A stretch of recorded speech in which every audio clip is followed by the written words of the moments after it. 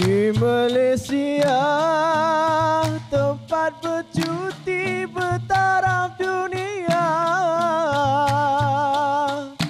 boleh singgah ke pantai dan juga bandar di mana saja. Negeri Melaka, tempat sejarah boleh dilawat. Naik ke KL pula, terpacak dua menara. Bukan sahaja tempat santai, tempat riadah, boleh menikmati alam yang indah, alam yang indah. Bergunung ganang, aman sentosa jangan dilupa.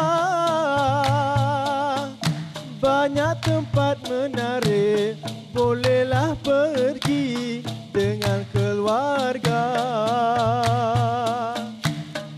Lubuk Hazanah, warisan moyang jangan dilupa.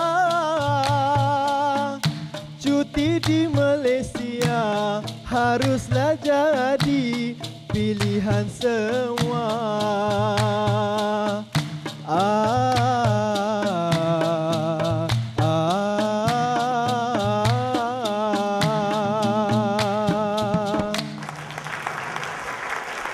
Sungguh indahnya dunia ini, sungguh indahnya negara kita.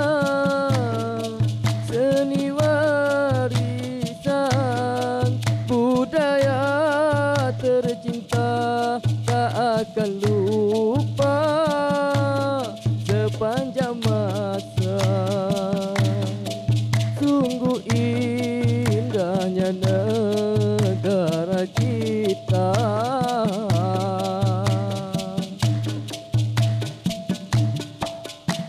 Jangan kita ingat benda yang di belakang, jangan kita tinggal seni warisan mainan.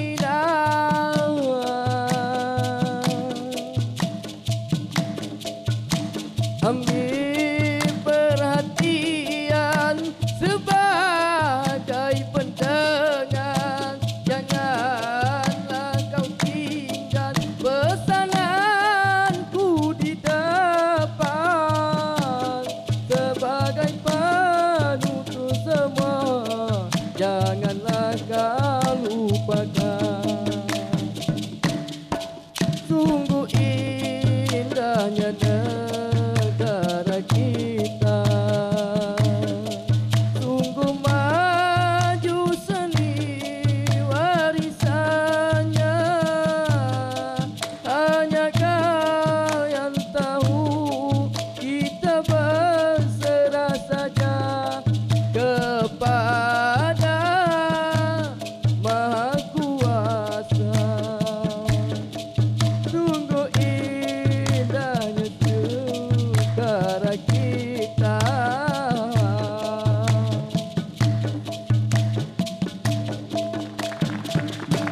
Anak glamour, awak bagus. Awak bagus. Ekspresi muka awak dengan pergerakan awak kena dengan nyanyian yang awak lagukan itu. Memang kena. Memang sesuai. Dan saya nak ucapkan syabas pada awak. Awak boleh pergi jauh. Ya? Terima kasih. Seruling emas. Seruling emas. Saya nak ucapkan tahniah kepada Seruling Emas kerana berani mencuba. Ya, kerana berani mencuba dan kerana keinginan awak untuk mencuba tu. Saya ucapkan tahniah Seruling Emas. Terima kasih. anak lama. Saya rasa memang awak seorang penyanyi lah. Memang awak ni ditakdirkan untuk jadi penyanyi, tapi terjun dalam DK Barat untuk jadi Tok Jora. Tapi apapun, suara memang sedap, karakter awak ada sebagai penyanyi, dan mungkin ini boleh diterap balik jadi Tok Jora. Jadi tak ada apa yang saya nak komen pasal penyanyi ni, sebab saya lebih suka kepada aspek untuk jadi juara DK Barat. Jadi walau apapun, maknanya satu persembahan yang cukup bagus lah.